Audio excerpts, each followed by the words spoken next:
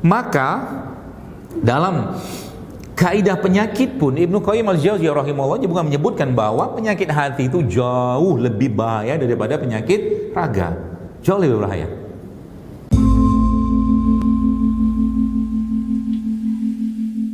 Kesempatan untuk menyembahnya, beribadah kepadanya, yang merupakan salah satu amanah yang memang Allah ciptakan manusia memang untuk itu. Kita tentunya bersyukur pada Allah Subhanahu wa taala, di hari ini pun Allah masih takdirkan kita hidup dalam keadaan beriman kepada Allah. Dan tentunya kita berharap mati pun kita juga dalam keadaan beriman kepada Allah Subhanahu wa taala.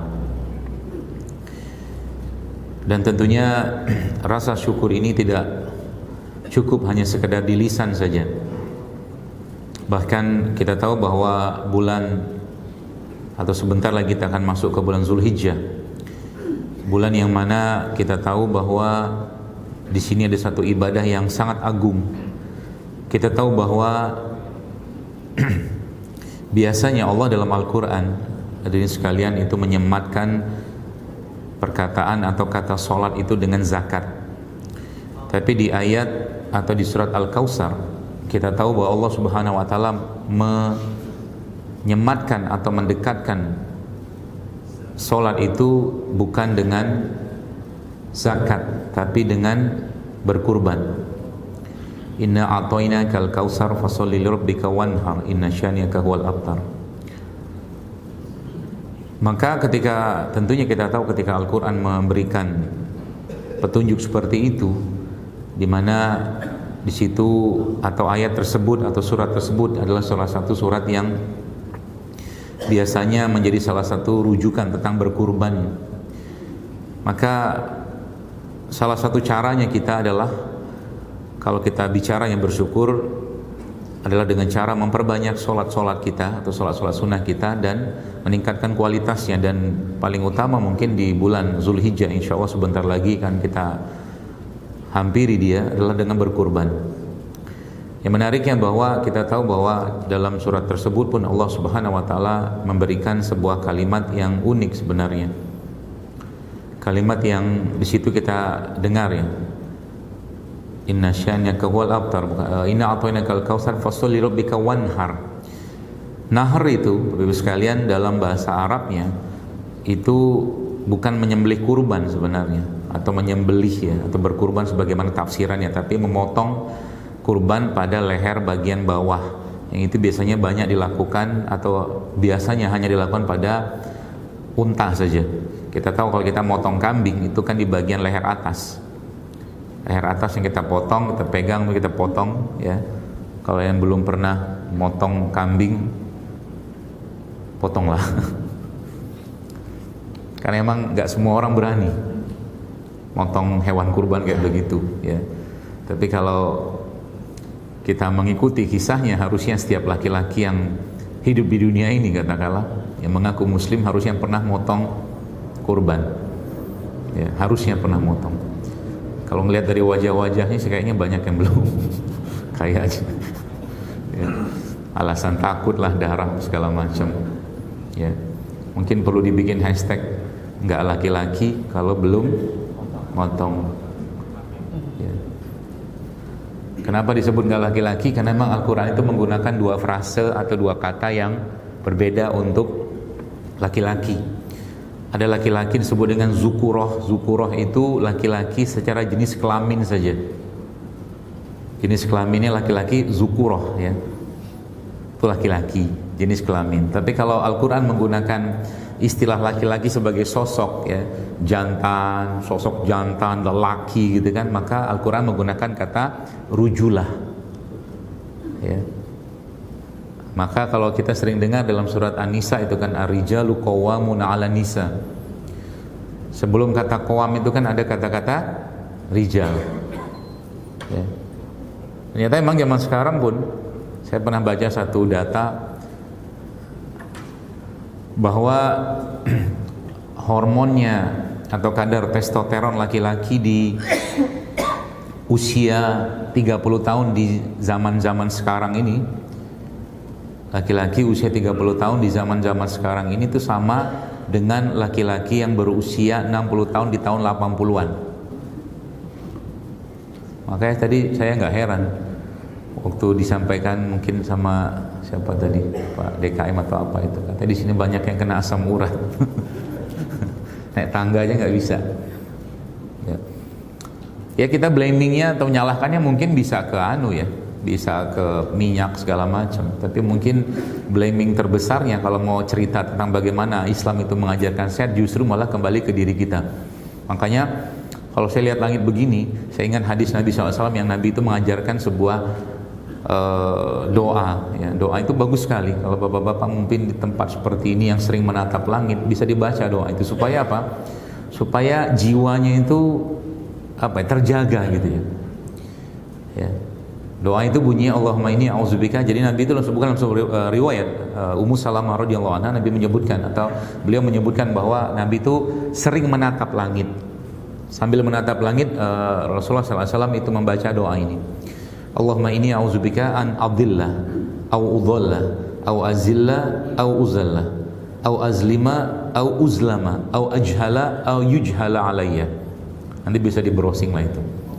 Abdillah udhalla, azilla uzalla, azlima uzlama, ajhala yujhala, dibodohin, membodohin orang lain, dizolimi, kemudian menzolimi orang lain, disesatkan dan menyesatkan orang lain, ya, digelincirkan dan menggelincirkan orang lain. Kenapa ini menjadi satu topik atau mungkin yang tadi mungkin yang bisa kita bahas dalam waktu yang tidak lama ini, karena memang kita tahu bahwa salah satu maqasid syariah atau tujuan syariah dari agama adalah menjaga jiwa. Banyak orang ya sering terlalu sibuk dengan urusan raganya dia, which is itu nggak masalah, boleh-boleh saja. Tapi dia sering lupa bahwa justru malah yang jauh lebih penting untuk dijaga oleh dirinya adalah jiwa atau hatinya. Bahkan penyakit atau sesuatu keburukan yang berasal dari luar atau dari luar kita gitu ya, itu subhanallah ya jauh lebih berbahaya ya dari, maksudnya gini, kejahatan keburukan yang ada pada diri kita jamaah sekalian itu jauh lebih berbahaya daripada kejahatan atau keburukan yang di luar kita. Enggak percaya, mari kita lihat buktinya. Allah Subhanahu wa taala dalam surat Al-Falaq, ya, ada surat ini sering kita baca atau mungkin yang sudah sering merutinkan zikir pagi petang ada bacaan ini kan. Qul a'udzu birabbil falaq min syarri ma khalaq. Kita menyebut nama Allah, Qul a'udzu birabbil falaq. Aku berlindung kepada Allah dari kita nyebut Allah Rabbil Falaq, Rabb yang menguasai subuh ya. Min syarri ma khalaq, di situ sebutkan kita berlindung pada Allah dari kejahatan subuh kan gitu.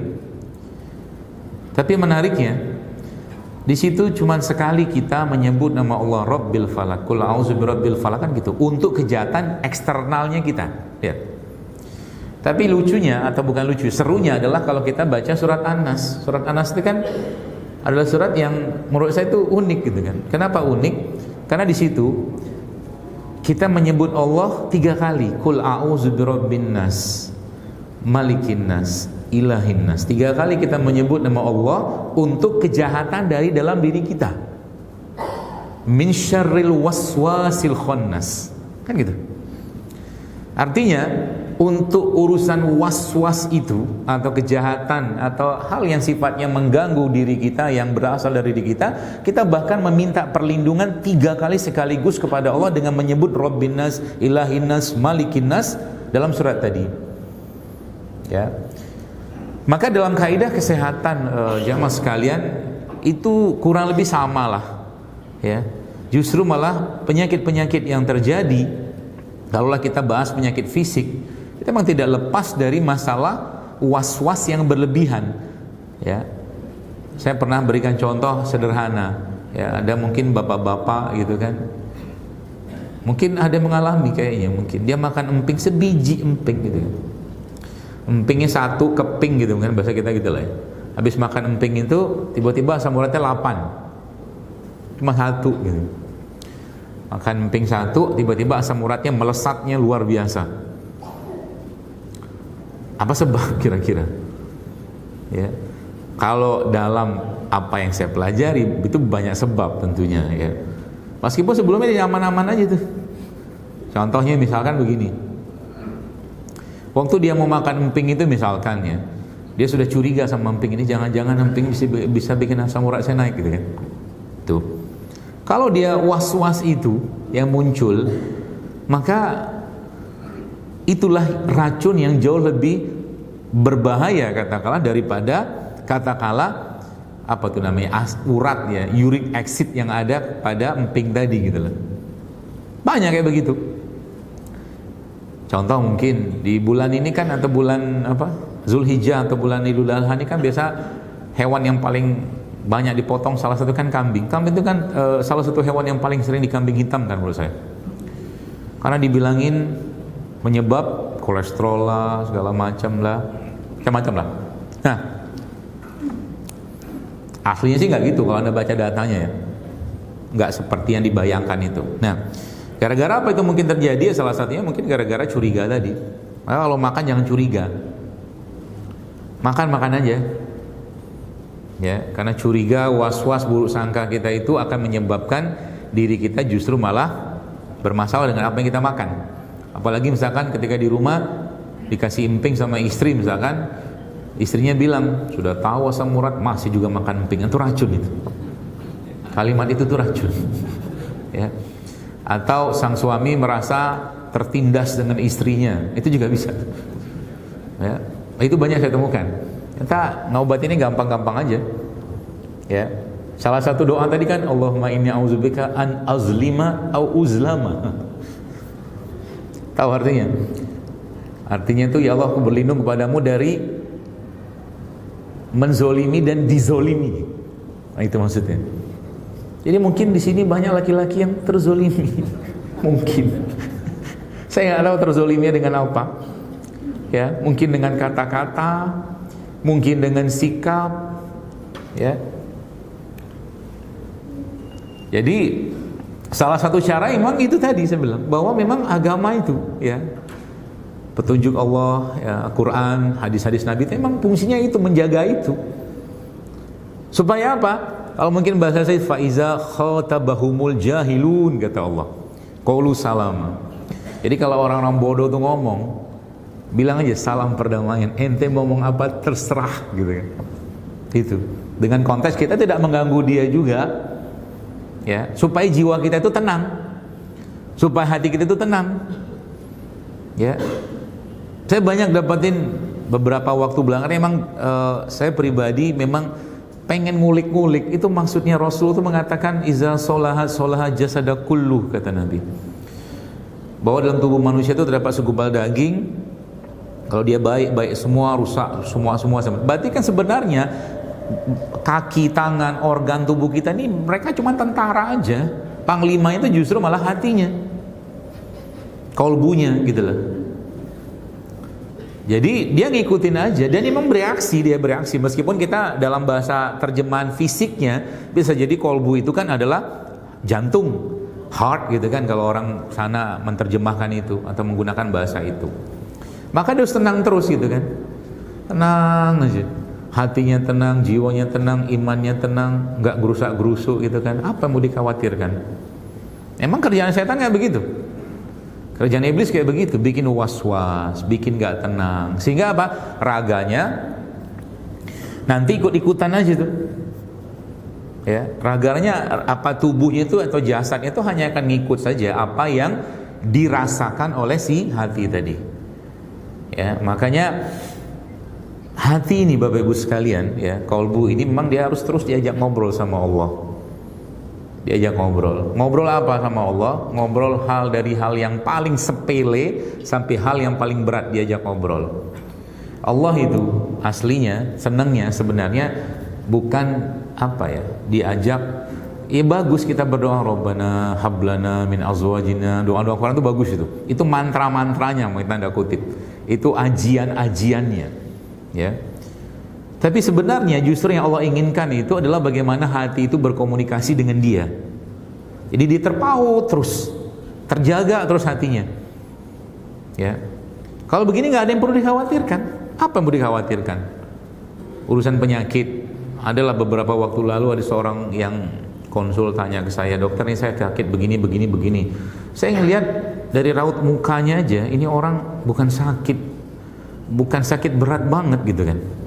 Sakitnya cuma cemas doang, karena muka itu bisa mencerminkan banyak hal. Lihat muka tuh ketahuan sakitnya apa, masalahnya apa. Di sini pun ketahuan saya. Yang serius, nyimak, yang ngobrol, kan ketahuan semua saya. Karena kan saya sensor. Yang ngantuk, yang mikir, ini bener nggak sih yang ngomong di depan ini? Tahu saya. Kan bisa diserap energi itu, ya.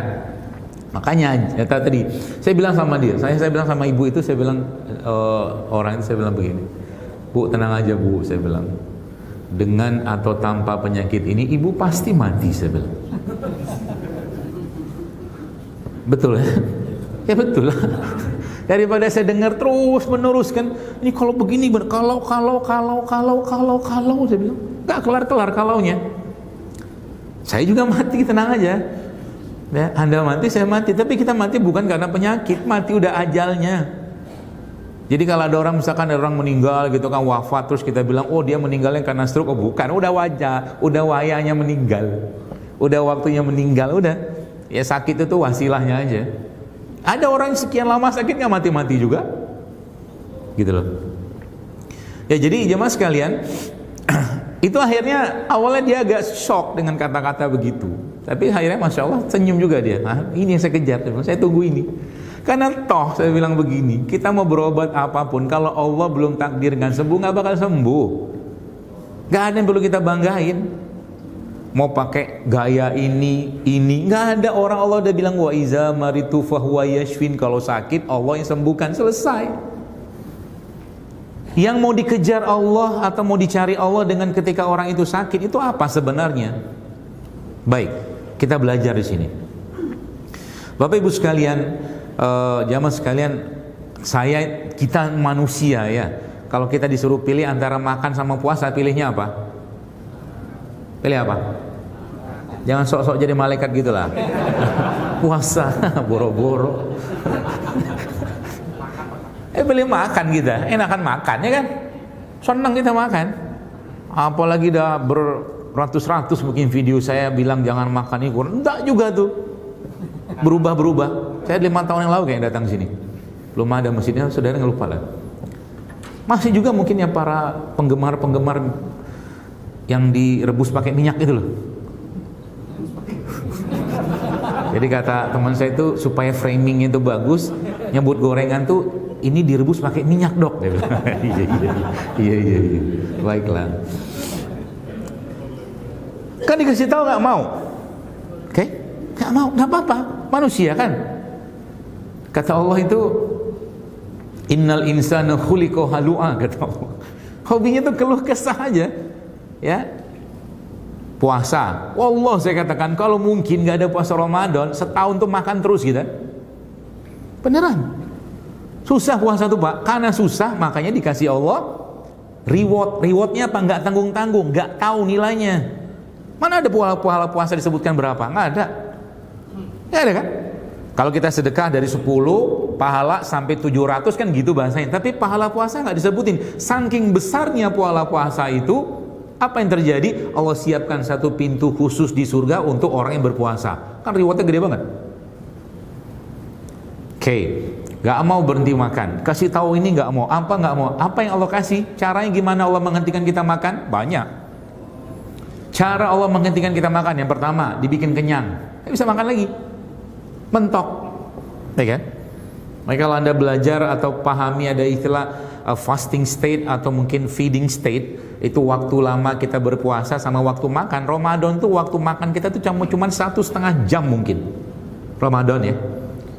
Dari sahur kita buka, kemudian tarawih lagi tuh kalau saya hitung-hitung paling lama tuh 1,5 jam. Jadi feeding state, waktu kita makan tuh cuma 1,5 jam. Sehingga saya nggak habis pikir kalau ada orang di Ramadan berat badannya naik. Nggak habis pikir saya. 1,5 jam berarti makannya powerful luar biasa, isinya karbo semua. Kemarin saya ketemu pas ngisi di masjid mana gitu, dia cerita, dok Ramadan kemarin berat badan saya naik, top, saya bilang. Keren nanti sebelah. Bisa naik, coba 1,5 jam bisa naik berat badan. 1,5 jam selama 30 hari itu ya gimana nggak naik, isi makanan semua gula semua gitu kan. Itu puasa. Makanya kutiba alaikum kata Allah, kan berat. Kutiba alaikumusiyam, aku wajibkan, alaikum kata Allah kalian, kan gitu. Tadi ada kenyang, udah puasa gitu kan. Bagaimana cara Allah lagi menghentikan kita makan? Gampang, dibikin tidur. Maka di sini ada pelajarannya. Sebenarnya malam itu kalau Anda pengen turun berat badan, pengen ngurangi berat badan, jangan banyak makan malam. Kalau Anda 1 meal a day, makannya omet 1 meal a day, itu jangan dipakainya 1 mealnya itu malam. Dengan kalori yang sama Anda makan di siang hari, dengan kalori di malam hari Anda makan, beda nasib. Karena malam itu waja'alna laila libasa kata Allah. Kami jadikan malam itu waktu istirahat. Ya, jangan banyak-banyak makan malam. Pulang dari sini sekarang mulai banyak kan, jam-jam 7 gitu kan, macet gitu kan, nasi uduk, gorengan, banyak itu. Ya makanlah, gak apa-apa sih, gak ada yang larang, boleh-boleh aja. Tapi misalkan Anda makan 700 kalori di siang sama 700 kalori di malam, itu efeknya beda total, serius. Ya, makanya malam itu jangan dipakai buat banyak-banyak makan. Ya, ada kemarin ada saya tulis di postingan saya di Instagram, itu emang urusan tidur itu emang salah satu tools ya, tanda kutip, perangkat yang Allah berikan untuk menjaga kita tetap sehat itu tidur sebenarnya. Tanpa tidur itu nggak bisa sehat. Anda mau nge-gym kayak mau apa kayak segala macam, tanpa tidur mustahil. Karena tidur itu recovery cell, mustahil. Ya, puasa juga sama. Termasuk juga yang tadi saya cerita, saya kasih tips sederhana aja. Kalau tadi saya cerita bahwa laki-laki yang umur 30 tahun zaman sekarang sama dengan laki-laki umur 60 tahun 80-an itu pertanyaan terus bagaimana recovery-nya? Kan gitu. Bagaimana mengembalikan? Maka zaman sekarang kan laki-laki banyak nggak jadi laki-laki. Motong kurban aja nggak berani. Ya, seterusnya lah. Bahkan saya sering bilang guyonan saya gitu kan, benar juga sih sekarang tuh terlalu banyak didominasi perempuan. Alia, Xenia, Agia. Zaman dulu kan Mitsubishi jantan, kuda. Ya, zaman dulu, tahun-tahun 90-an. Guyonannya begitu. Baik, itu ternyata disebutkan dalam beberapa yang saya baca itu Anda extended fasting. Jadi sekarang karena orang-orang barat itu mereka nggak kenal fasting, nggak kenal puasa, maka mereka bikin tuh beberapa penelitian, jurnal, tulisan segala macam. Dia bilang fasting twice a week, fasting 3 days a month, fasting a month. Itu kan syariat semua. Ya, kitanya aja ya yang kadang-kadang masih butuh data-data itu. Makanya kalau kita lihat wa antasumu khairul lakum in kuntum ta'lamun kata Allah, dan puasa itu lebih baik bagimu jika engkau mengetahuinya kata Allah Subhanahu wa taala.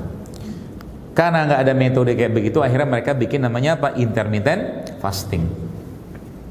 Dibikin tuh 16, 8, 18, 6, 20, 22, 20, 24, bahkan ini yang terakhir. Ternyata dalam satu yang saya pernah baca itu, oh ternyata testosteron itu bisa naik lagi ya kalau dia 24 hour fasting. Minum aja, nggak makan.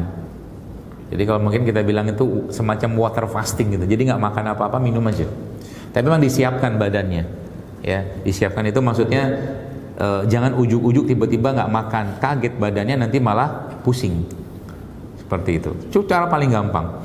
Semakin lama fasting state ini karena semakin bagus. Itu yang ketiga, Anda tidur, ada kenyang, ada puasa. Satu lagi apa? Supaya nggak selera makan. Diapain sama Allah? Dibikin sakit kan? Bikin sakit sama Allah. Coba mikir. Tapi yang luar biasa, sakit pun Allah Subhanahu wa taala memberikan privilege. Doanya orang sakit itu kan mustajab. Makanya sekarang sudah mulai mikir, kenapa orang sakit itu nggak dibawain bakso, gorengan, kan nggak dibawain. Dibawain apa? Buah kan? Itu pesan. Makanya lagi sehat makanlah buah. Nah gitu loh, mungkin.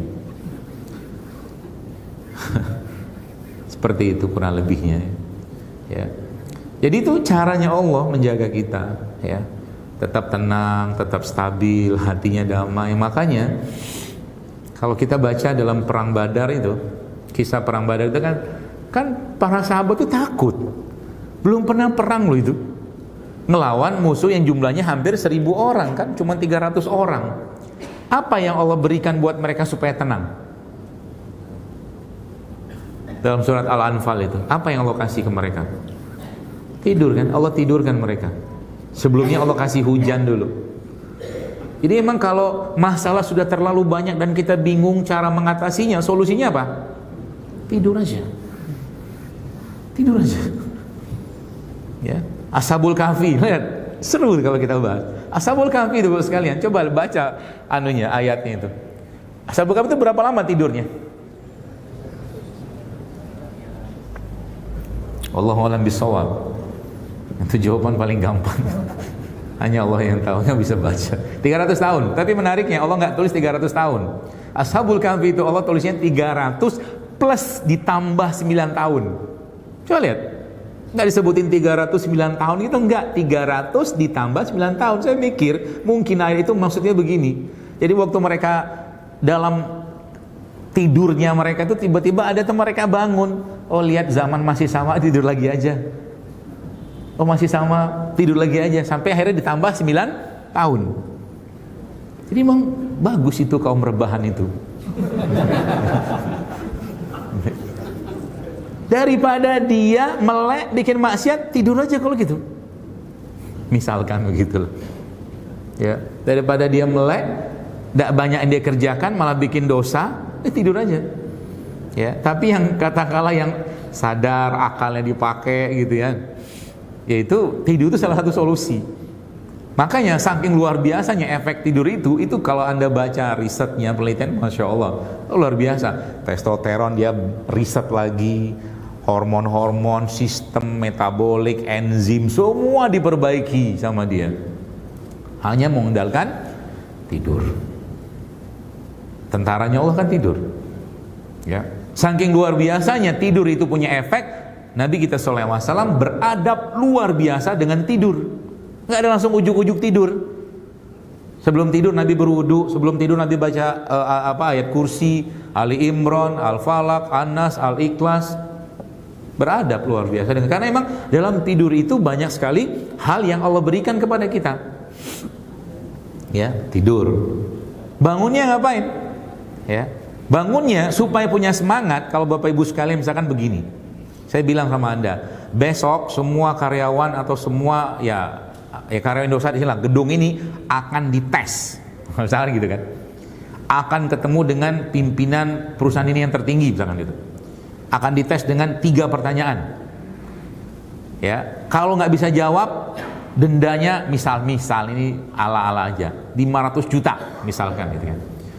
Atau kalau enggak nanti besok kalau ketemu menghadap sama yang punya perusahaan misalkan, tuh kalau bisa jawab juga itu dipenjara 5 tahun misalkan, ala-alanya.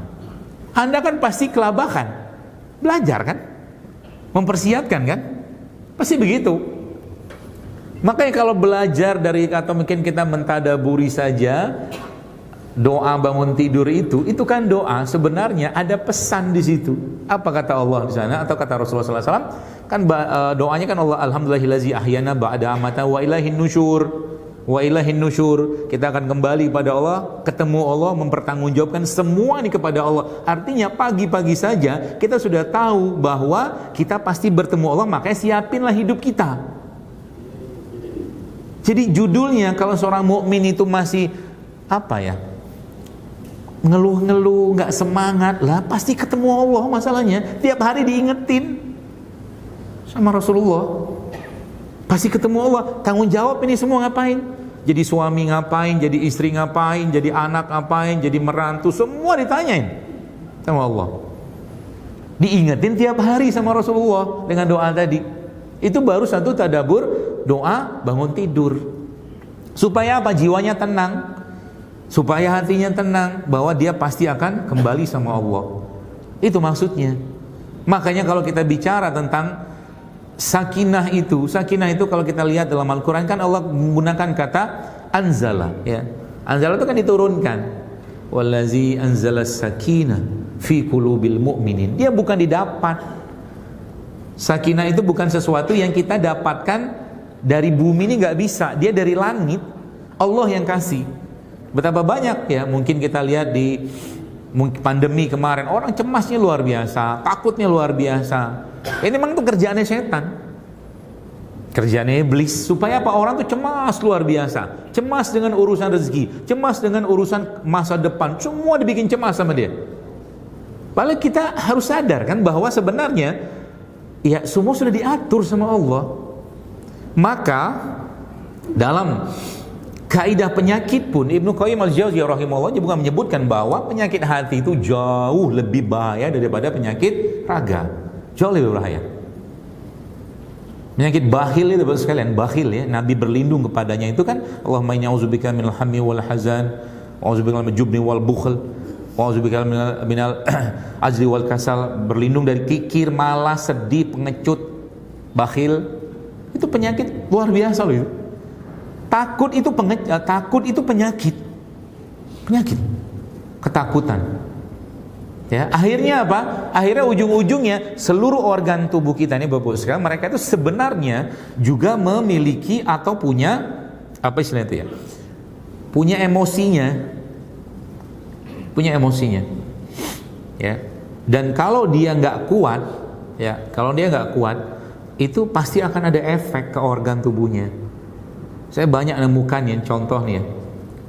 Saya nggak banyak banget, tapi beberapa kali saya menemukan ketika orang tua ya begitu luar biasanya tekanan kepada anak untuk sekolah di sini, ya, kemudian menuntaskan ini itu hafalan Quran segala macam tanpa tahu psikologis anak. Itu sering saya dapatkan, anak itu akhirnya tersiksa atas nama birrul walidain, akhirnya organ tubuhnya terzolimi.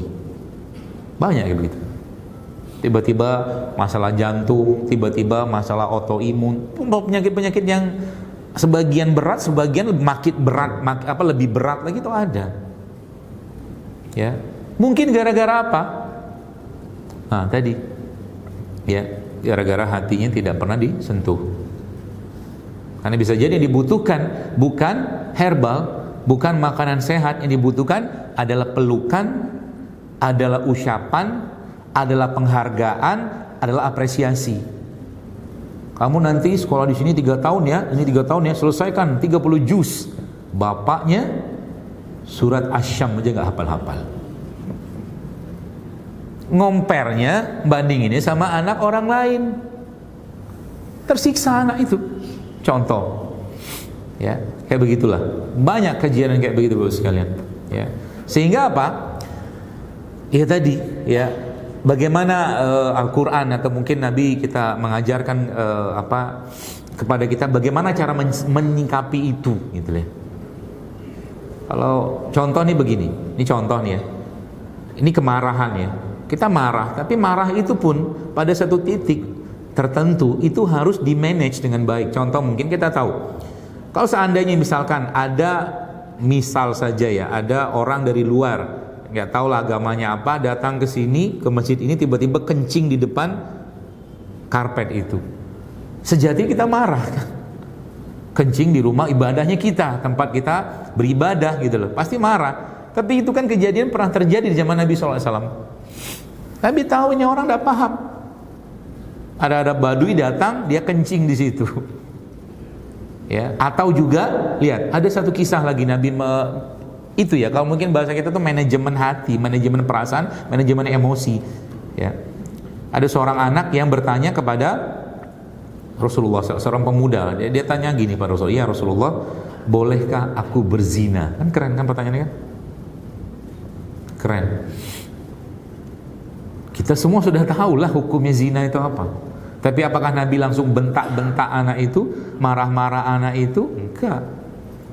Tapi yang jadi babnya di sini adalah bagaimana ada beberapa hal di sudut sisi atau sisi parenting, katakanlah kalau sedikit kita cuil sisi parenting itu menarik sebenarnya. Kenapa bisa itu menarik? Karena dia mengungkapkan sesuatu meskipun itu nggak benar kepada Rasulullah, yang pastinya hal seperti itu tidak bisa dilakukan kecuali dia menganggap dekatnya dirinya, jiwanya, hatinya dengan orang tadi. Khususnya di situ kejadian kan Rasulullah kan. Jadi kalau ada anak, misalkan anak-anak kita misalkan dia cerita dia mimpi basah, dia misalkan laki-laki ya, atau mungkin yang perempuan menarki, itu diceritanya justru tidak ke orang tuanya, maka bisa dipastikan dia tidak dekat dengan orang tuanya. Itu poinnya. Untuk urusan dosa tadi saja, anak tadi, si pemuda tadi ngomong sama Nabi. Nabi marah nggak? Enggak. Ini kan lagi ilmu parenting lagi di situ masuk. Apa ilmunya? Ada dialog di situ yang dibangun oleh Rasulullah kepada anak tadi. Apa yang Nabi sampaikan kepada dia? Nabi katakan, Nabi nggak ngomong zina itu dosa besar, masuk neraka, segala macam, enggak. Nabi bilang apa? Kata Nabi begini, maukah engkau, kata Nabi, ibumu juga dizinahi oleh orang lain, kata Nabi. Kayak gitu jawaban Nabi. Maukah engkau kakak perempuanmu dizinahi oleh orang lain? Maukah?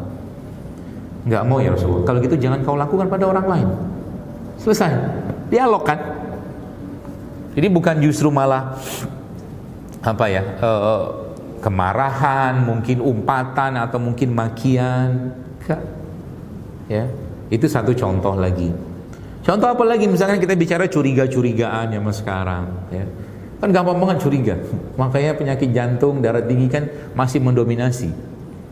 Ada hubungan dalam pandangan saya dari apa yang saya pelajari, memang ada hubungan. Maka jangan curiga, jangan cepat-cepat curiga sama orang gitu loh. Ya, biasakan kita berhusnuzon. Kalau seandainya memang dia tidak seperti kita duga, ya kita serahkan sama Allah aja lah. Toh Allah maha teliti perhitungannya. Suami keluar curigai istri, kemana nih jangan-jangan? Istri keluar curiga, gitu-gitu aja terus tuh, was-was kan. Akhirnya apa? Muncul ketidakpercayaan dan ujung-ujungnya apa? Ujung-ujungnya seakan-akan gak ada Allah di sana. Itu kerjaannya iblis. Gak ada Allah. Ya, anakku di sana ngapain ya? Lagi kuliah ngapain ya segala macam. Padahal dia bukan tinggal sih, maksudnya itu angkatlah tangan, berdoa, minta, ngomong sama Allah, ya Allah kutitipkan suamiku ketika dia bekerja kepadamu. Selesai. Allah sebaik-baik menjaga. Kutitipkan istriku, kutitipkan anakku, bicaralah sama Allah gitu loh maksudnya. Supaya apa? Nggak muncul tadi hal-hal yang sifatnya tadi itu akhirnya itu apa ya? Yang tersiksa itu adalah raga. Ya, yang tersiksa itu adalah raga. Ya, raga itu hanya akibat saja dari penyakit-penyakit hati tadi, curiga, was-was, ya, bahkan dendam luar biasa. Saya banyak sekali Bapak Ibu sekalian mendapatkan orang-orang yang ternyata hampir sebagian besar penyakitnya itu ya sebenarnya sama. Contoh begini, coba mulai kita pikir, ada satu keluarga katakanlah 2 atau 3 generasi di atasnya atau 2 atau 3 generasi di bawahnya itu kena kanker semua. Coba lihat. Pasti ada benang merah di situ yang hubungannya dengan apa? Dengan masalah perasaan atau racun pada hati tadi. Nggak mungkin nggak. Pasti ada. Kenapa? Nabi udah ngomong begitu kan. Satu keluarga 2-3 generasi di atasnya hipertensi, darah tinggi semua, stroke segala macam. Turun juga sama. Pasti ada. Nggak mungkin nggak. Ya. Dari beberapa penyakit-penyakit yang saya temui itu kadang-kadang saya bilang, ibu bapak masih ada dendam nggak sama orang, saya bilang. Itu untuk beberapa penyakit tertentu saya katakan, kalau ibu bapak tidak lepaskan itu susah kita berobatnya, serius. Karena masalahnya bukan pada benda yang membesar itu, ya, tumornya, kanker misalkan gitu kan, atau mungkin darah tinggi segala macam, bukan. Racun yang muncul terus kayak ibarat kata mata air gitu ya. Mata air itu kan dia keluar air terus. Nah begitulah jiwa kita itu. Ketika jiwanya sakit, dia terus memberikan racun-racun itu. Ya, dendamlah, hasadlah. Bahkan Nabi mengatakan tentang dendam hasad itu kan seperti api yang membakar kayu gitu loh. Apa gunanya? Ya, toh juga kalau seandainya apa kita maafkan, Allah punya perhitungan, tenang aja. Masalahnya kalau nggak dimaafin, kita yang tersiksa. Ya, seperti itu. Makanya salah satu resepnya itu ikhlaskan. Udah ikhlasin aja lah. Saya pernah lihat subhanallah dalam satu bukan case-nya saya lah. Case-nya guru saya, dia subhanallah itu nggak masuk akal menurut saya. Ya. Ada seorang ya pasien lah ya. Luka Pak di sini Pak, subhanallah. luka gede banget, bahkan kalau tangan itu dimasukin masuk ke dalam, masuk. Itu kalau mungkin bawa ke rumah sakit mungkin sudah harus dioperasi lah, dibersihin segala macam. Terus gali, ternyata nggak jauh-jauh dari urusan dendam, pakai kesumat pula, dendam kesumat. Terus diobatin makan herbal apa segala macam, ya luka dibersihin seperti itu aja. Segini saya kasih ada gambar aja. Jadi telunjuk nih masuk situ. Terus saya liatin gambar perkembangan itu. Wallah, itu tanpa dijahit sama sekali, nutup. Asbab apa? Dia maafkan orang yang ada dendam itu. Jadi akhirnya obat-obatan cuma 20-30% saja.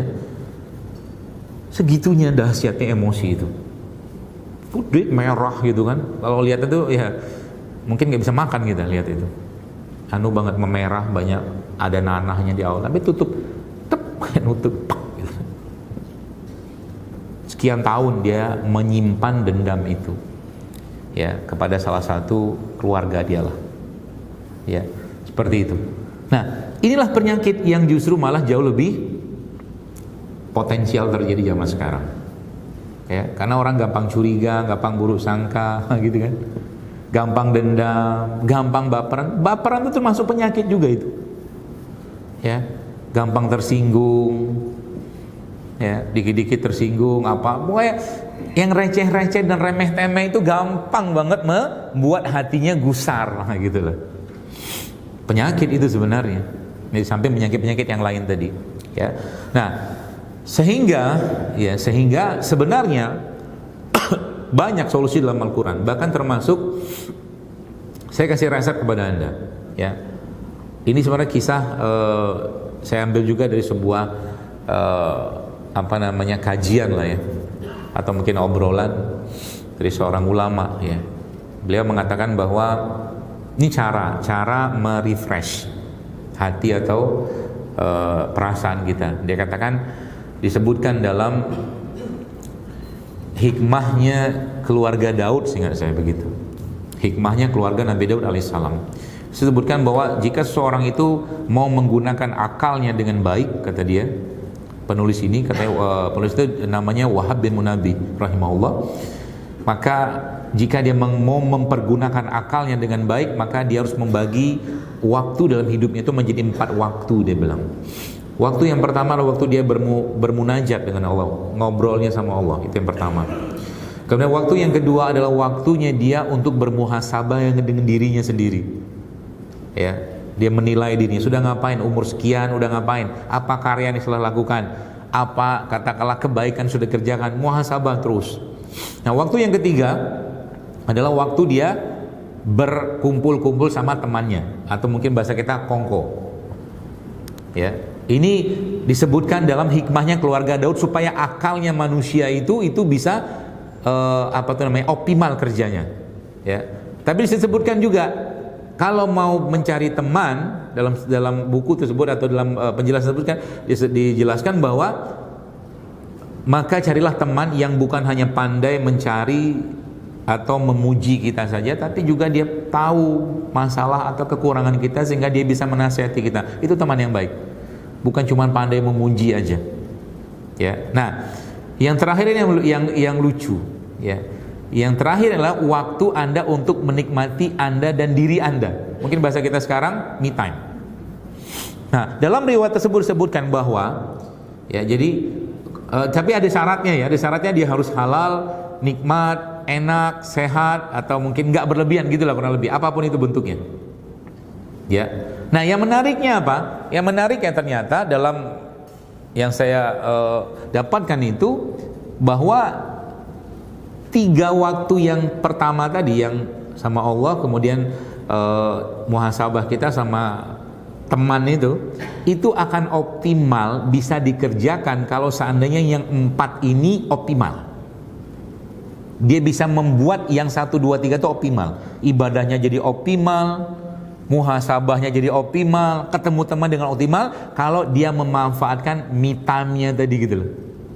Nah, kalau dia pengen memang senangnya ngopi-ngopi aja sama teman sekalian, sepanjang itu halal, nikmat dan tidak berlebihan, lakuin aja. Karena banyak orang kadang-kadang seringnya ya lupa dengan 4 kaidah ini. Ibadah tapi ibadahnya nggak ada nikmat-nikmatnya, mikirnya yang lain. Sholatnya mikirnya yang lain. Bisa jadi karena mungkin waktu yang keempat ini tidak dimanfaatkan. Seperti itu. Ya.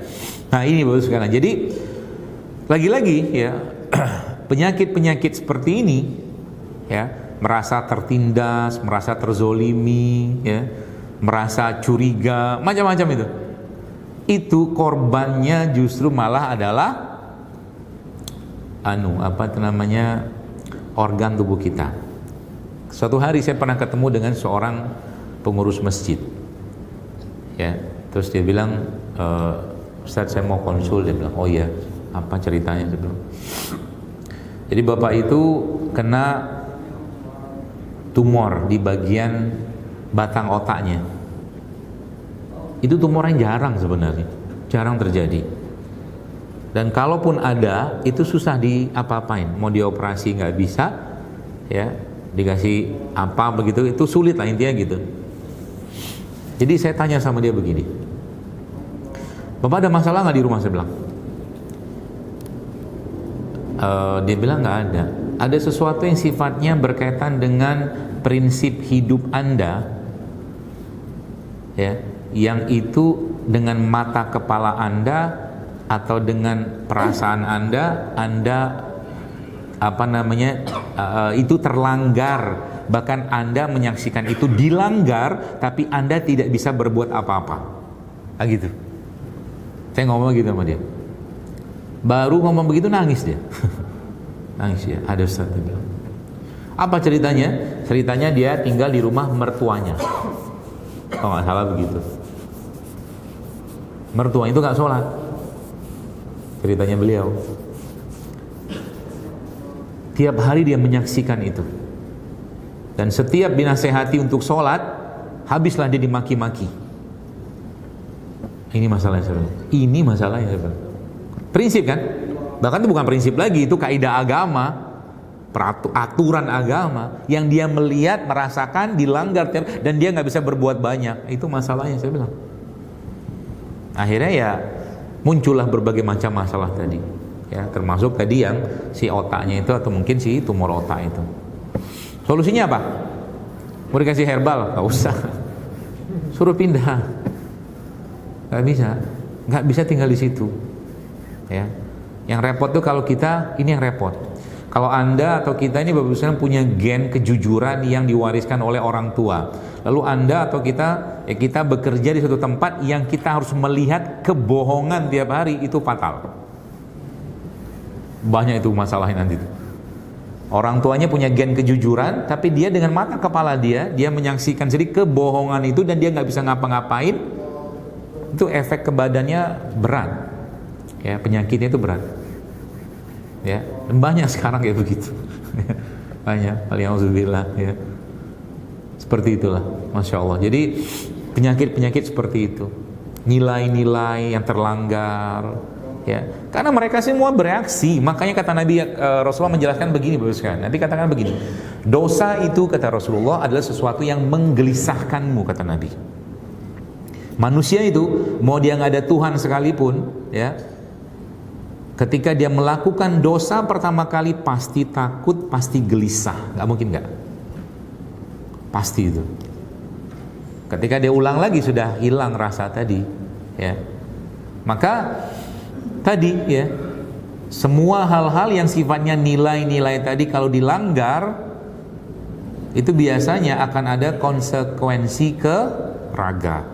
Termasuk kalau ceritanya tentang misalkan ya harta yang haram, itu sama tuh. Itu agak lebih berat yang saya temuin malah, harta yang haram. Dia makan sapi, makan sayur, makan buah, tapi sumber hartanya dari yang haram. Pasti was-was, karena tidak akan bisa tidak bisa dibohongin dia itu. Hati itu nggak bisa. Ya, maka kan sampai Nabi mengajar Allahumma kfini bihalalika an haramika wa aghnini bifadlika aman siwak. Sampai kayak begitu diajarkan Nabi. Supaya kita berlindung dari harta yang haram. Ya. Karena konsekuensi terbesarnya nanti adalah raga kita, kesiksa banget ya. Tinggal tunggu waktunya aja. Ya. Maka saya bilang, ya kalau dapat rezeki yang saya kemarin ketemu dengan teman, dia cerita, Masya Allah ya. Ada seorang bapak lah, dia dulu kerja bukan mungkin, itu tempat yang tidak baik lah ya, nggak usah sebutin lah ya. Kemudian akhirnya dia sekarang berjualan makanan harian gitu tuh. Itu ya Masya Allah, saya apresiasi banget dengan keberanian beliau gitu kan, untuk kayak begitu. Daripada tadi seumur hidup keluarganya was-was, penyakitnya berlimpah ya. Termasuk juga ada satu kisah ini mungkin penutup sebelum kita mungkin tanya jawab. Dulu zaman batu akik, kok orang bangga banget tuh pakai gituan. Beli 10 juta, mau 10 juta, ratusan juta, sehingga jiwa, raga, hatinya, perasaannya tumpah pada batu itu. Suatu hari si bapak ini, yang cerita ke saya, itu seorang ustadz, ngeluh atau ngadu ke seorang ustadz, saya di rumah tuh sakit-sakitan terus, dia bilang. Inilah habisnya sakit lagi, gitu. Akhirnya sama ustadz itu ditanya, ada sesuatu yang bapak di rumah itu emang dapat firasat, bapak cinta, senang banget, bapak tumpahkan perasaan ke sesuatu itu, ada nggak? Dia bilang, apa ya? Akhirnya diingatlah di batu yang dia beli itu. Ceritanya begitu. Ya ustadz itu udah bisa langsung menebak karena udah pengalaman luar biasa. Ada cerita ke saya waktu itu kan, akhirnya ini biang keroknya, dia bilang. Jadi ibarat kata mah, si batu itu mungkin sudah ditumpangi sama jin-jin yang begituan. Ya. Alhasil akhirnya ya sudah, solusinya apa? Ya buang batunya dibuang. Kalau beberapa itu kan dibakar segala macam, ya nanti di rumahnya dibacakan Quran segala macam, apalah seperti itu tuh. Itu ternyata Masya Allah akhirnya sembuh, sehat lagi, balik sedih ke Allah. Jadi jangan letakkan, jadi kalau bahasa Quran itu jangan kita itu mencintai sesuatu itu terlalu berlebihan. Jangan tumpahkan perasaan kita itu apalagi kepada satu benda ya, atau mungkin pokoknya apapun yang sifatnya keduniawian, jangan. Itu efeknya nggak bagus buat tubuh kita secara fisik nanti. Ya, jangan. Jadi contoh mungkin nih sering nih, kalau saya nggak minum kopi pagi-pagi pusing saya. Kalimat biasa kan itu kan. Hati-hati dengan kalimat itu loh. Bisa jadi nanti yang kita minum itu bukan kopi lagi, bukan kafein lagi, tapi rasa yang kita tumpahkan di situ gara-gara apa? Gara-gara kopi itu sudah penuh dengan kebahagiaan yang kita harapkan dari kopi tadi. Maka kafein itu sumber kebahagiaan, benar. Kafein itu sumber endorfin. Sepakat itu. Makanya orang yang sudah minum kopi tapi bukan pakai gula ya. Kopi jantan. Kopi pahit. Orang yang sudah minum kopi itu bawaannya pengen makan ya? Enggak. Karena sama kopi itu ditekan hormon laparnya, nggak perlu makan, tapi lama-lama konslet juga tuh badan. Nggak makan terus-menerus kan akhirnya kan kurus dia kan. Ketika tubuhnya butuh nutrisi tertentu yang dia harus asup, ngopi lagi dia. Nah itu nggak benar. Ya seperti itu. Jadi akhirnya apa? Tadi tumpah perasaan. Ya. Itu jadi masalah nanti. Ya.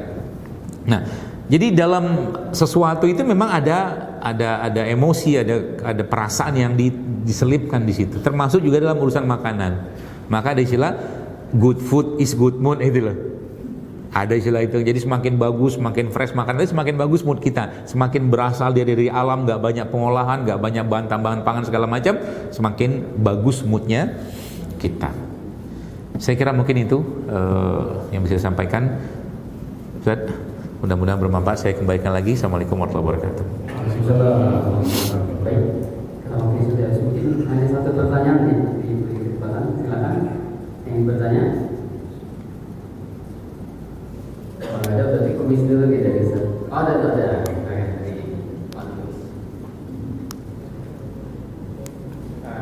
Assalamualaikum Ustaz. Mau tanya Ustaz. Ibu saya akhir-akhir ini perlu kakinya tuh sering kebas sampai nggak bisa menopang badannya. Itu apakah memang karena pengangguran atau apa sebenarnya? Belum cek ke dokter sih. Dan solusinya gimana sih? Makasih. Jawabannya nggak tahu Pak. Saya nggak periksa ibunya Bapak. Sekarang Bapak anggap saya dukun. Ya nggak tahu lah saya. Bapak tadi bilang belum periksa dokter. Saya juga belum periksa. Mana tahu lah saya. Gitu. Tapi, ya ada tapi. Biar nggak sedih hati dia. Susah banget dia. Baru nggak dijauh dan longso. Gitu. Banyak sebab kesemutan itu. Bisa karena saraf tulang belakang bisa. Ya bisa. Ya bisa juga karena kurang mineral, kalsium, magnesium juga bisa. Bisa juga karena aliran darah nggak lancar juga bisa. Bisa juga karena asupan yang kurang bisa. Bisa juga karena kurang jalan juga bisa. Nah saya nggak tahu yang mana itu. Dicarilah satu-satu. Kalau persendian itu sih? Pengapuran. Umurnya berapa? Nah kesemutan sama persendian beda cerita loh ini. Kalau tadi pertanyaan kesemutan itu, kalau bicara pengapuran itu lain lagi cerita. Pengapuran itu terjadi karena apa? Biasanya salah satunya itu adalah tubuh terlalu asam sehingga kalsium kesedot, keambil, sehingga tulangnya keropos lebih cepat misalkan. Kalau misalkan usia beliau, mohon maaf, misalkan belum terlalu tua misalkan. Umur berapa? 60 Pak. Iya, sudah cukup sih biasanya, apalagi perempuan ya. 50. Nah, karena perempuan itu biasanya kalau sudah mulai masuk masa menopause, yang estrogennya kan kurang. Atau bukan kurang, stop dia. Estrogen itu buat perempuan itu penjaga kekokohan tulang. Ya. Jadi solusinya apa?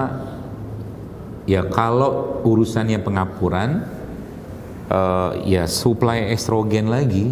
Ya salah satu contohnya adalah misalkan minyak zaitun, itu bisa tuh, bengkuang, kacang hijau, itu estrogen tuh. Ya.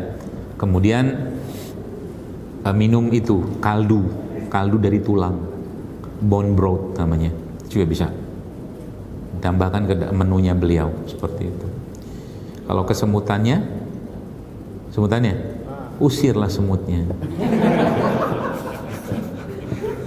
Ya tadi udah jelas yang tadi kan, pijetlah, diurut, kalau tulangnya bermasalah nanti dicari masalah sarafnya, gitu-gitu aja. Itu dia sempat dipijet tapi katanya makin jadi, berarti bukan karena kesemutan. Bukan itu, mungkin bisa jadi karena asupan juga bisa. Atau tadi mungkin sebab yang lain juga bisa, ada sesuatu yang dia pikirkan. Itu juga. Coba ajak umroh, biasanya hilang itu. Sempat terucap juga ya, kalau lagi sakit gitu, kalau saya kunjungin gitu hilang sakitnya gitu. Kalau ke dokter. Nah, oh iya bener kan? Dia butuh cinta berarti. Butuh kasih sayang, butuh perhatian. Betul, seperti itu. Maksud nyambung kan seperti itu kan? Seperti itu aja. Jadi jangan langsung ujuk-ujuk dikasih vitamin B kompleks, nggak usah. Ya, karena bisa jadi yang dibutuhkan dikunjungi anak, ya, dipeluk sama anak. Itu jauh lebih kuat obatnya buat dia. Apalagi tinggal sendirian ibunya. Sama adek. Nah, apalagi dia sudah merasa I feel alone, nah itu repot tuh. Atau dia pengen tinggal di rumah anak yang dia paling sayangi, bisa. Tapi dia tinggal di rumah anak yang dia nggak terlalu sayang. Misalkan di rumah antum, misalkan itu kan. Nggak tahu, contoh aja. Karena itu fitrah, nggak bisa dia bohongin. Orang tua tuh pasti ada kecenderungan dengan anaknya. Lah Nabi Yakub aja ada kecenderungan sampai Nabi Yusuf. Nabi loh, nggak mungkin nggak. Gitu loh. Jadi kita yang anak-anak yang tidak terlalu orang tua itu dekat, ya sadar diri lah. Sadar diri untuk orang tua dipindahkan. Gak apa-apa bu, sini sehari aja bu, saya pengen dapat berkahnya ibu di sini. Nanti ibu habis ini ke sana nggak apa-apa gitu kan. Anda yang ke sana misalkan gitu loh. Itu juga bisa kayak begitu. Ya. Karena orang tua itu, apalagi orang tua itu kan sensitif sekali hal seperti itu. Ya, ketika kurang kasih sayang, kurang perhatian, kurang peduli, sampai teman saya mencerita kemarin. Ada ibu atau orang tuanya itu yang dari lab itu udah harus cuci darah loh, dari lab. Saya bilang coba anak-anak kumpul, ya, ngomong sama ibu hati ke hati. Saya bilang tunjukkan bahwa Anda peduli, ibu nggak sendirian segala macam. Itu turun nggak jadi cuci darah. Tapi kayak begitu coba, masya Allah, efek dari apa ya, hati itu. Gitu ya. Semoga Allah sehatkan ibunya, insyaallah. Tuh katanya satu. Terkait kopi tadi ada masalah. Hah? Kopi masalah kopi. Nah, kenapa emang? Kan saya kopi juga kopi Ustaz. Hah. Nah, kalau dulu Ustaz jadi pagi dan siang Ustaz. Nah, terus? Alhamdulillah sih belum sampai kayak nggak kopi nggak bisa nih, belum sih. Cuman kayak ada berasa kayaknya ada yang kurang aja gitu Ustaz. Nah gimana caranya biar kita tuh nggak terlalu berlebih ke kita terhadap suatu hal itu gitu Ustaz. Iya, maksudnya gitu. Iya, karena kopi itu kafeinnya bikin candu, Ustaz. Yang akal imannya dipakai nggak mau yang haram-haram, kan sama kayak narkoba. Kafein yang asap-asap itu juga kan candu itu sebenarnya. Ya. Tapi yang jadi ada levelingnya itu. Leveling paling puncaknya kan yang opioid itu, ganja, morfin itu kan itu nggak boleh. Sudah nggak boleh, itu kan di secara hukum kan nggak boleh. Turun lagi tuh. Yang versi light up, moderate-nya. Moderate itu yang kafein, nikotin. Ya. Setelah itu turun lagi. Ini sebenarnya jauh lebih menggila daripada kafein, yaitu apa? Gula pasir. Gula pasir itu yang pernah saya baca, adiksinya dia, kecanduannya dia itu 20 kali lipat daripada kokain. Gula pasir. Ya. Ngeri kan? Jadi kalau ada orang dia lagi sakau itu, sakau itu bukan sakau yang aneh-aneh, sakaunya minum yang manis. Itu sakau. Kalau kita bilang itu apa namanya? Craving, kayak orang kecanduan. Craving itu udah crave, dia luar biasa. Gak minum itu tuh pusing. Nah, itu sebenarnya ditempelin juga sama setan, iblis, jin gitu-gitulah. Bukan saya mengatakan berarti yang saka gitu tuh karena jin, bukan. Tapi dalam diri kita itu kan sebenarnya ada juga korin itu. Yang dia kadangnya tergantung kita amal baik kita atau amal buruk kita aja. Pertanyaannya kalau sudah bagaimana cara kita untuk itu membatasin itu dilawan? Nggak ada caranya kecuali dilawan. Ya. Jadi kita harus zikirnya kita, amal soleh kita, ibadah kita itu sebenarnya salah satu fungsi loh untuk kan kalau sholat misalkan as-sholatu tanhanil fahsya wal munkar, kalau Allah gitu kan. Sholat itu mencegah keji dan mungkar. Ya. Tidak pada konteks ini tentunya. Yang maksud saya itu imannya kita itulah yang akan mengendalikan kita, hatinya kita itu. Ya. Maka kalau bagaimana caranya ya kita paksain diri kita untuk ketika ada beberapa buku saya baca itu ketika kita menginginkan sesuatu, contoh nih mungkin ya. Bapak misalkan antum lagi pengen banget makan rujak habis ini misalkan. Jangan diturutin. Biarkan sampai keinginan itu hilang atau memudar baru antum makan. Paham maksudnya? Itu cara kita mengendalikan dia. Karena kalau nggak kita dikendalikan dia. Nah, itu poinnya. Ya. Dan langsung di otak pikiran kita tuh selalu disematkan pikiran kalau nggak ada nggak apa-apa. Kalau nggak ada nggak apa-apa. Misalkan saya biasa minum kopi. Kalau nggak ada gimana? Ya minum teh. Kalau nggak ada gimana? Minum air putih. Kalau nggak ada air putih gimana? Ya nggak apa-apa. Saya puasa aja. Apa masalahnya? Nah gitu loh. Jadi kita yang mendidik dia, jangan dia mengontrol kita. Nabi kalau datang ke rumah istri beliau kalau ada makanan, Nabi tanya, ada makanan nggak? Nggak ada ya Rasul. Kalau gitu aku puasa. Selesai. Nggak marah-marah, ngamuk gitu loh. Gitu. Mie instan misalkan. Lagi pengen banget makan mie instan. Jangan makan. Bahkan kalau bisa komunikasi sama dia. Sorry, nggak ada mie hari ini. Ngomongin aja. Ya. Bisa diajak ngomong dia sebenarnya. Tubuh kita diajak ngobrol, hati kita nggak ada mie. Gitu kan? Sampai keinginan itu hilang atau memudar baru Anda makan. Itu kita kerjain dia, jangan kita yang dikerjain itu sama dia. Gitu. Kalau saya begitu. Termasuk ini sering saya sampaikan di beberapa kajian. Kita ini kan semua lidah kita nggak pernah nggak ada lidah kita ini mungkin di sini yang tidak pernah makan mie instan. Betul lah? Nggak ada. Jadi reseptor micinnya itu sering bekerja itu. Satelit parabola micinnya itu masya Allah. Kadang-kadang saya juga pengen, ya, tapi saya upgrading sedikit mie-nya, saya cari yang ya agak sedikit berkelas lah gitu loh, jangan isinya isinya itu lebih banyak bahan sintetiknya daripada itunya gitu kan.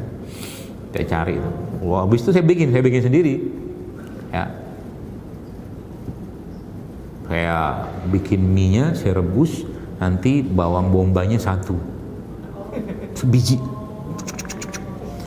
terus daun bawang potong 2 atau habis itu pokcoy atau sawi gitu kan 3 atau 2 potong, cabenya 3, kadang-kadang bawang putih saya tambahin. Jadi itu 1 piring atau mangkok itu isinya apa? Sayur. Yang saya makan pertama kali sayurnya, sehingga apa? Gak bisa banyak makan mie-nya, daripada dikerjain sama dia terus-menerus gitu loh maksudnya.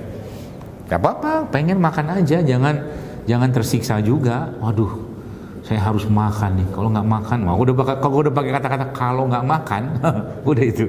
Berarti kita lagi dikunci sama dia. Sorry ya bro, hari ini nggak ada. Hari ini nggak ada kopi.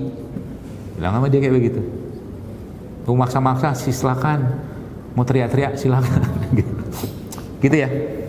Zat. Ada lagi? Hai, tambah pula. Ayo, silakan. Untuk makan mie tapi pakai sayur. Karena ada program saat di kantornya, program rutin. Dia ngasih kayak diet itu sekitar 60% itu sayur, terus 20% itu karbo, terus 20%-nya lagi lauknya. Protein. Itu gimana Ustaz? Sebenarnya kan tadi ada bilang makan sayurnya dulu. Sebaiknya kalau seperti itu, apakah kan kalau kita biasa nih ya, Ya. Indonesia nasi dan sayur langsung makan gitu. Gimana? Kalau kaidahnya, jadi gini, sebenarnya bab tentang makanan ini, kalau bahasanya eating right, makan yang benar itu, problem makanan kita sekarang ini kan sebagian besar yang kita makan itu Pak menyebabkan gula darah kita naik. Dan kalau sudah gula darah naik itu pasti habis, terutama gula olahan ya, terigu, nasi, atau mungkin gula pasir, itu kan gula olahan semua itu. Nah itu kalau dia sudah naik, itu pasti ngantuk kita. Pasti ngantuk. Maka kaidahnya, kalau saya pribadi itu ada banyak kaidahnya. Kaidah umumnya adalah carbs come last. Karbonya terakhir. Kalau nggak mau naik gula darahnya, pertama kali dimakan apa? Sayur dulu. Makan sayur dulu. Setelah sayur masuk, baru makan protein. Nanti karboin terakhir. Nah, dengan kayak begini kita nggak terlalu banyak asupan karbo. Jadi karbo tuh kadang-kadang kita makan aja sendirian tanpa apa-apa juga apa-apa. Contoh Anda pengen makan, lagi keliengan, mungkin lagi hipoglikemi, mungkin udah makan kentang aja. Butuh karbo ya, tapi kita nggak setiap saat makan itu ada karbo, belum tentu. Karena kita nggak butuh banyak karbo sebenarnya, apalagi yang kita sudah banyak deposit karbonya dalam bentuk lipatan di pinggang misalkan, ya. Itu kan deposit, ya. Nggak usah banyak-banyak itu. Makanya sebenarnya ilmu diet itu sebenarnya kalau Anda tahu ilmu kayak beginian, nggak usah kurangi nggak usah pakai ini suplemen, nggak usah. Anda makan sayur protein, karbo sekali turun berat badannya. Coba aja. Proteinnya gak banyakin, kasih sayur sedikit, karbonya dikurangin, turun, pasti turun itu. Ya karena nggak ada sumber asupan gula atau kalori, maka tubuh akan pakai yang ada dalam tubuh kita. Nah, gitu loh konsepnya, paham ya? Dan itu akan enak banget. Coba nanti sekarang mulai praktekin makan itu. Makanya sering saya bilang kalau Bapak Ibu pengen makan bubur ayam yang sehat, itu banyakin sayurnya. Sayur daun bawang bisa gitu kan? Jadi kalau bisa satu mangkok itu isinya daun bawang aja semua. Terus buburnya cuman 2-3 sendok makan. Nah gitu kan? Terus kasih daging tuh, daging ayamnya atau mungkin telur segala macam. Jadi Anda sehat, makanya nggak ngantuk kan sampai kantor. Coba deh perhatiin. Sekali-sekali maksud saya itu coba kita menantang diri kita tuh untuk nggak ngikutin regularitas tiap hari gitu loh.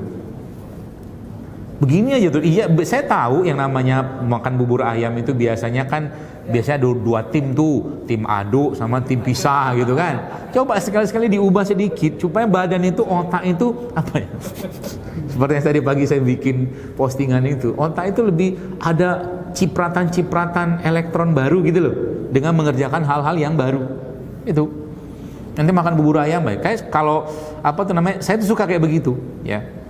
Sehingga kita tuh punya pengalaman baru dan akhirnya tanpa sadar ya tadi terbentuk pola makan sendiri. Ya, itu yang paling utamanya. Jadi kalau sudah tahu kan misalkan Anda makan gorengan misalkan. Gorengan tuh kan yang paling tinggi enzim dan seratnya ada pada cabenya, Pak. Cabenya. Maka udah tahu kan terusannya kan? Banyakin cabenya. Jadi gorengannya satu, cabenya ya cari cabai yang nggak pedes-pedes lah. Ada tuh. Jadi Anda satu gorengan tuh makannya 15 cabenya. Kan nggak pedes tuh. Itu enzim beneran. Makanya banyak orang habis makan yang tadi ya, tepung yang direbus pakai minyak gitu loh. Itu ngantuan gitu loh ya, karena tadi gula lagi. Tapi kalau Anda cobain, nanti coba di trial ya.